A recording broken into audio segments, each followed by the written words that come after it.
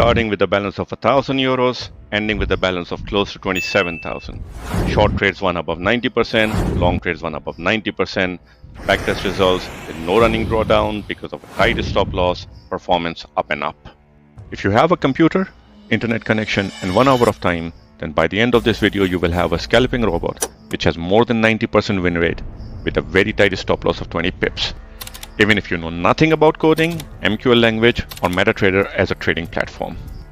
We go step by step and these are the topics that we cover. In the previous video we already covered the first 3 and we started coding the EA.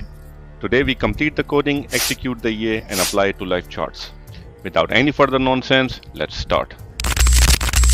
Continuing coding from the last video, one thing which we forgot in the last video which we need to collect is also the time at which to start the trading and at which to stop the trading. And the way that we ask that input from the user is by creating another enum because it's not available. So you write enum, I'm gonna call it start hour, and then within the curly brackets we can give our user all of the options that they can select it from. So that's gonna appear in the drop down menu. You will see it in a few minutes. So first one I'm gonna write is inactive and I'm gonna give it a 0, separated by 100 hours, and that's equals to 1. Now to show you guys quickly how it works, I'm gonna create another input variable using the variable type that we have defined here as start hour.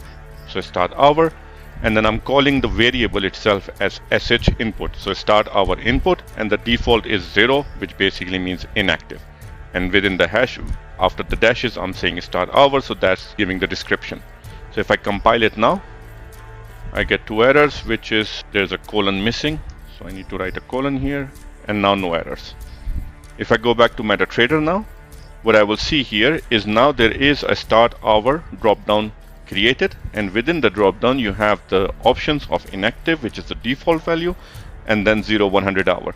That's what we have written here.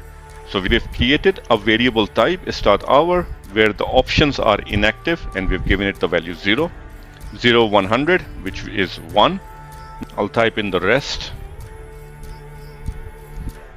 So now we have all of the hours within this enum that we have created. Now this variable type start hour now has inactive as 0 and going all the way up to 2300, and the value that we're assigning to 2300 is 23. Now if I compile it and go back to MetaTrader, now our drop down menu is going to have all the hours from 100 all the way down to 2300, and that's what we wanted.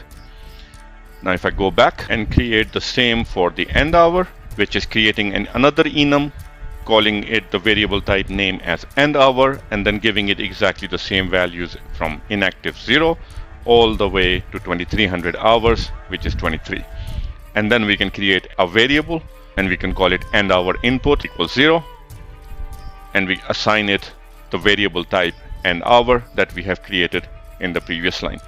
So now if I compile it and I go back to MetaTrader, I will see now there is the start time and then there is the end time, and now the user can select, for example, if they want to start at 800 hours and they want to end the trading at 2100 hours.